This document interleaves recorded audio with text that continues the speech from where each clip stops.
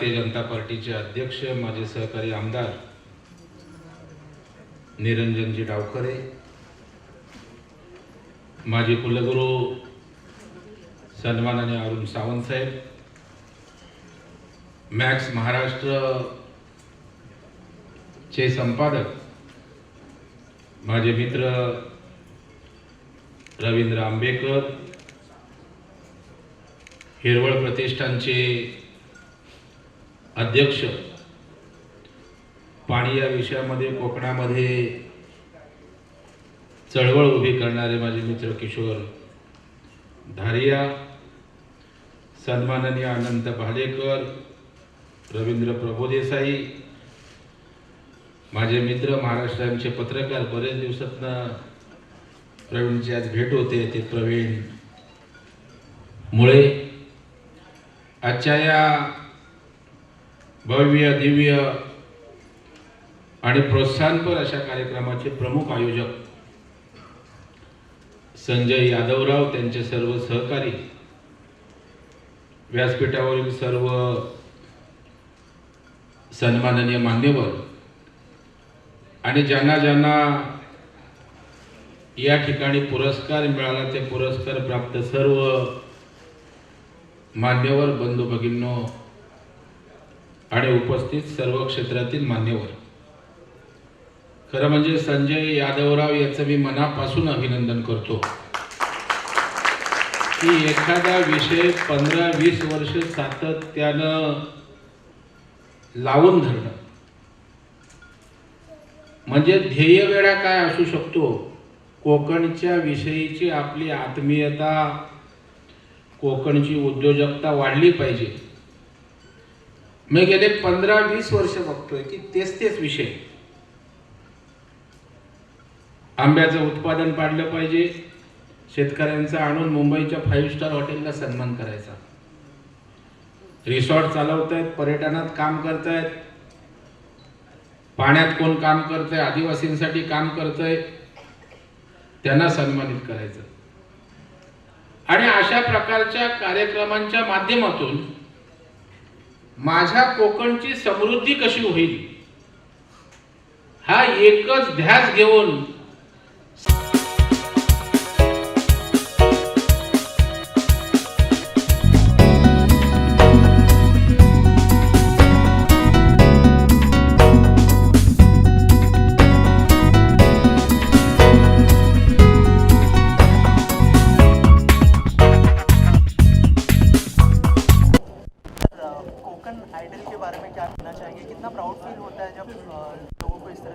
अतिशय कौतुकास्पद आणि नव्या पिढीला प्रेरणा देणारा असा हा कोकण आयडॉल कार्यक्रम संजय यादवराव यांच्या नेतृत्वाखाली कोकण प्रतिष्ठान त्या ठिकाणी करतं आहे. त्याबद्दल मी त्यांचं अभिनंदन करतो.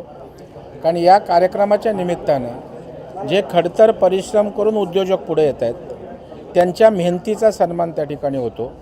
आणि जी नवी पिढी आहे ज्यांना काहीतरी करायचं आहे ते यांचे आदर्श मानत तेही पुढे येण्यासाठी ताकदीनं त्यांच्यामध्ये हिंमत येते. अशा प्रकारचा एक उमेद वाढवणारा कार्यक्रम संजय यादवराव यांनी केला आहे. तो खरोखर कौतुकास्पद आहे. निश्चितच या कार्यक्रमाच्या निमित्तानं कोकणची उद्यमशीलता वाढेल यावर मला पूर्ण विश्वास आहे. आणि या कामी जे आमच्या कोकणच्या नवउद्योजकांना किंवा असणाऱ्या उद्योजकांना एक्सपान्शनसाठी मदत, सहकार्य, मार्गदर्शन शासन म्हणून आणि अर्थपुरवठा म्हणून लागेल त्यासाठी मी सदैव संजय यादवरावांच्या नेतृत्वाखाली सगळ्या परिवारासाठी मदत करू हा विश्वास देतो. पुन्हा एकदा विजेत्यांचं, स्पर्धकांचं किंबहुना ज्यांना पुरस्कार मिळाले त्यांचं अभिनंदन करतं आणि आयोजकांना या सुंदर आणि चांगल्या कार्यक्रमाबद्दल मनपूर्वक शुभेच्छा देतो. हिंदीत बोलोगे? हाँ. क्या कहना चाहेंगे, मतलब जब आप किसी को अवार्ड करते हो या फिर नवाजते हो तो कितना उनका जो हौसला है वो बढ़ता है सर? वही लोगों को बार बार अवार्ड मिलते हैं, लेकिन गांव-गांव में ऐसे अनसंग हीरोज़ हैं जो बहुत बड़ा काम कर रहे हैं. और भारत गाँव से है, शहरों से नहीं है. तो जो गाँव में रह रहे हैं और जो गाँव के बच्चों के लिए बड़ा काम कर रहे हैं, वहाँ पे एम्प्लॉयमेंट जनरेट कर रहे हैं, तो वो गाँव को प्रॉस्पर करने का जो काम कर रहे हैं उनको फेलिसिटेट करने का ये कार्यक्रम है। और सर किस तरह का रिस्पांस मिला? यहाँ पे बहुत सारे लोग आए। इतने सारे लोग आए हैं और सभी ताकत वाले लोग हैं। कोकण को अभी 75 साल हुए आज़ादी के, आगे लेने के लिए जो ताकतवर लोग हैं वो सब यहाँ इकट्ठे हुए। और कोकणकर को क्या मैसेज देना चाहेंगे सर आप अपनी तरफ से? कोकण ये देश की स्वराज्य भूमि है। तिलक, अंबेडकर, सावरकर, गोखले, आगरकर, छत्रपति शिवाजी, बाजीराव पेशवा की भूमि है और यही भूमि भारत में एक स्फूर्ति देने वाली और सबसे समृद्ध भूमि बनेगी। Thank you sir, thank you so much. Sir सबसे पहले क्या कहना चाहेंगे हमारी ऑडियंस को?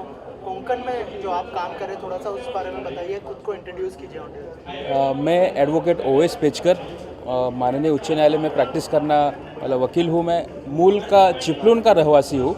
जहाँ हमारा कोकण, ये चिपलून एक मध्यवर्ती पड़ता है, वहाँ का रहवासी हूँ। और कोकण के रिलेटेड जो इश्यूज़ महत्व के हैं, जैसा हमारा मूलभूत सुविधा वाला मुंबई गोवा महामार्ग जो 2010 से प्रलंबित है और उसके लिए मैंने 2018 में जनहित याचिका के मार्फत मैंने मुंबई उच्च न्यायालय में याचिका दाखिल की और उसका महामार्ग, जल्द से हमारा जो महामार्ग है जल्द से जल्द पूरा किया जाए और दर्जेदार हुआ जाए। इसके रिलेटेड मैंने टेंडर स्पेसिफिकेशन वायलेशंस कोर्ट के सामने लेकर आए, जिसमें मैंने स्ट्रक्चरल ऑडिट रिपोर्ट कोर्ट में ये किया जो हमारा संवैधानिक हक है वो उल्लंघन हो रहा है। और टेक्निकल एस्पेक्ट्स के रिलेटेड मैंने कोर्ट के सामने स्ट्रक्चरल ऑडिट रिपोर्ट रखा, जिससे कोर्ट को समझा कि सच में जो अवस्था है मुंबई गोवा महामार्ग की बहुत ही विकट है और इसको जितना 3 साल में 4 साल में पूरा होना चाहिए था वो नहीं हुआ है। अब 12-14 साल हो रहे हैं, अभी तक पूरा नहीं है और आगे उसके वैलिडेशन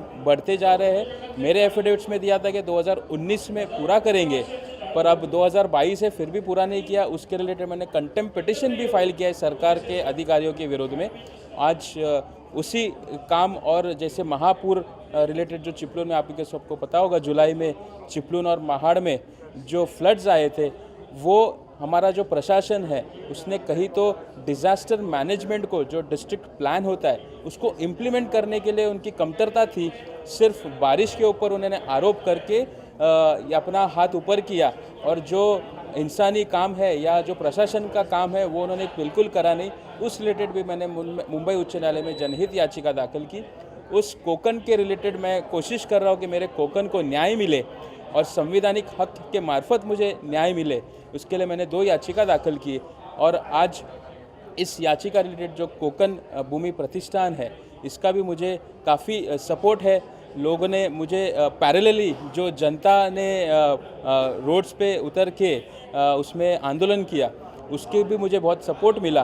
तो पैरेलली लीगल एंड पब्लिक जो एजिटेशन था उसका सपोर्ट लेके अब मुंबई गोवा महामार्ग दर्जेदार होने की तरफ चल रहा है और हमें महापुर में जो हम पूरग्रस्त है उनको भी न्याय मिलने का हमें पूरा यकीन है। माननीय उच्च न्यायालय उसका हमके न्याय देंगे। और आज ये प्रोग्राम के मार्फत जो ग्लोबल कोकण और कोकण युवा आयोजित जो संजय यादव राव साहब ने जो किया आज प्रोग्राम, उसमें मुझे आज उन्होंने सम्मान दिया, उनका मैं तहे दिल से शुक्रिया अदा करता हूँ। ऐसे ही हमारे यंग बच्चों को और यंग जो हमारे कोकणी यंग लड़के हैं उनको और प्रोत्साहन मिलेगा कि कोकण के लिए काम करने के लिए आगे ऐसे ही काम करते रहेंगे। आज जो कोकण के लिए जो इनिशिएटिव लिया गया है, साथ ही कोकण को जो है मैंगो के लिए स्पेशली माना जाता है, क्या कहना चाहेंगे? सबसे पहले इस इनिशिएटिव के बारे में क्या कहना चाहेंगे? सबसे पहले इनिशिएटिव ये संजय यादव ने बहुत सालों से लिया हुआ है।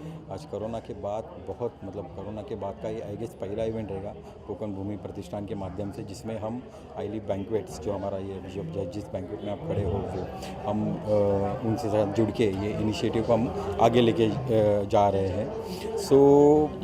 सिंपल कि आज कोंकण में बहुत सारे अपॉर्चुनिटीज़ है जिसको ग्रैब करके उसको संपन्न करना बहुत इम्पॉर्टेंट है और जो नहीं हो रहा है सब लोगों को एक साथ लाना। ये प्रोग्राम का उद्देश्य ये था कि जितने भी बिजनेसमैन हैं उनको एक साथ लाना, एक साथ लाके एक उनमें ही एक उम्मीद जगाने के लिए एक कोकण आइडल एक अवार्ड देना, ये इसका एक उद्देश्य था। जिसमें आपने देखा रहेगा कि अलग अलग क्षेत्र से अलग अलग बिजनेसमैन यहाँ पे आए थे। कोई फिश में था, कोई इसमें था, अपने पर्यटन व्यवसाय में था, था, कोई हम जैसे जो इवेंट मैनेजमेंट में हैं, बिकॉज हम भी कोंकण में एक्सप्लोर कर रहे हैं कि कहाँ पे डेस्टिनेशन वेडिंग किया जाए। जैसे गोवा में बहुत सारे लोकेशंस ऑलरेडी डेवलप हो चुके हैं, because already Goa is a international destination. वैसे ही अगर आप कोंकण में घूमेंगे तो बहुत सारे डेस्टिनेशन आपको मिलेंगे, बहुत सारे वर्जिन बीचेस है जहाँ पे हम ये डेस्टिनेशन वेडिंग का कंसेप्ट हम लोग रन कर सकते हैं। अच्छे रिसॉर्ट अगर हो उनके साथ टाई अप करके या फिर अच्छे रिसॉर्ट बना के वहाँ पे नया कुछ हम लोग कर सकते हैं। वो उद्देश्य से हम एक साथ आके ये इनिशिएटिव आगे लेना चाहते हैं। आपका जो सेकंड क्वेश्चन है about mango, so mango it already have a glamour, उसका एक ऑलरेडी ग्लैमर है। वो ग्लैमर को हम एक अलग ऊंचाई पे लेके जाना चाहते हैं कि जैसे कि आपको लोकल मार्केट में बहुत सारे आम विक्रेता मिलते हैं, बट अभी वहाँ पे भी जाने के बाद में आपको ये पता नहीं होता है कि मैंगो कोंकण से ही है क्या, बिकॉज आज अलग अलग राज्यों से भी मैंगो आते हैं। उसका टेस्ट और कोंकण का जो मैंगो रहता है उनका टेस्ट बहुत डिफरेंस है, बट जो बेचा जाता है कोंकण के नाम से बेचा जाता है तभी लोग खरीदते हैं, बट खाने के बाद उनको मे बी बहुत लोगों को पता भी नहीं चलता। तो वो मैंगो अवेयरनेस क्रिएट करना है और एक मैंगो के एक अलग ऑलरेडी वो ऊंचाई पे है बट लोगों को दिखाना है अलग लेवल पे। जैसे हम मॉल इवेंट्स का जिससे हमने जिक्र किया है, हम मॉल में हम लोग मैंगो फ्ली कर रहे हैं अलग अलग, जैसे आप लिटिल फ्ली आपने सुना रहेगा बैंड्रा में जो होता है, वो काइंड ऑफ एक अलग एटमॉस्फेयर क्रिएट करके एक क्रिएटिव स्टॉल्स बना के लोगों को अलग अलग एक्टिविटी दिखा के एक्टिविटी को वहाँ पे ग्रैब करके उसमें म्यूज़िक भी होगा। वहाँ पे मैंगो कैफ़े हम लोग प्लान करें जिसमें ओनली मैंगो की प्रोडक्ट्स मिलेंगे, जैसे कि मैंगो पेस्ट्री हो गया, मैंगो जाम हो गया, मैंगो कुल्फ़ी हो गया, मैंगो सब मैंगो, ओनली मैंगो। तो ऐसे फ्ली हम लोग ऑर्गेनाइज़ करें जिससे कि मैंगो को एक अलग लेवल पे हम लोग लेके जाना चाहते हैं। ये जो कोंकण आइडल जो आप लोगों ने इनिशिएटिव कहूँगा मैं इसको, क्या कहना चाहेंगे जो कोंकण के जितने भी बिजनेसमैन हैं यहाँ पे उनको फेलिसिटेट किया गया, क्या कहना चाहेंगे इसको? ये एक्चुअली जो इवेंट है हम लोग, मैं खुद लास्ट 4-5 ईयर से आ रहा हूँ इस इवेंट में। इवेंट का मेन पर्पस जो है वो कोंकण का डेवलपमेंट है, और कोंकण के डेवलपमेंट के लिए जितने भी लोग ट्राई कर रहे हैं, वो जो यूथ है मेजर वो अभी माइग्रेट हो रहा है सिटीज़ में कोंकण से। तो इनका मेन मोटिव है कि कोंकण का जो यूथ है वो कोंकण में कैसे रहे और वहाँ पे डेवलपमेंट कैसे हो। तो बहुत अच्छी तरह से प्लेटफॉर्म मिल रहा है। अगर ऐसे ही प्लेटफॉर्म मिलते गया तो मेरी ये इच्छा है कि कोंकण का जो यूथ है वो यही रहे और यही डेवलपमेंट करे। और जो कोंकण का जो टूरिज्म है उसको मतलब एक्सपांड करने के लिए क्या प्रमोशन कोंकण में major tourism hospitality service industry का है। मेजर जो प्रॉब्लम है CRZ का, जो रिसेंट भी बहुत हाईलाइट हो रहा है, कोंकण का पूरा 720 किलोमीटर का कोस्ट है वो ऑलमोस्ट CRZ में है। तो जो CRZ के जो नॉर्म्स है वो गवर्नमेंट ने कहीं पे कहीं मतलब ये करना चाहिए, उसको रिलैक्सेशन मिलना चाहिए। उससे 1% विंडो चाहिए जहाँ पे सब लाइसेंस एक जहाँ पे हो तो डेवलपमेंट अच्छा और तेज़ी से डेवलपमेंट हो सकता है।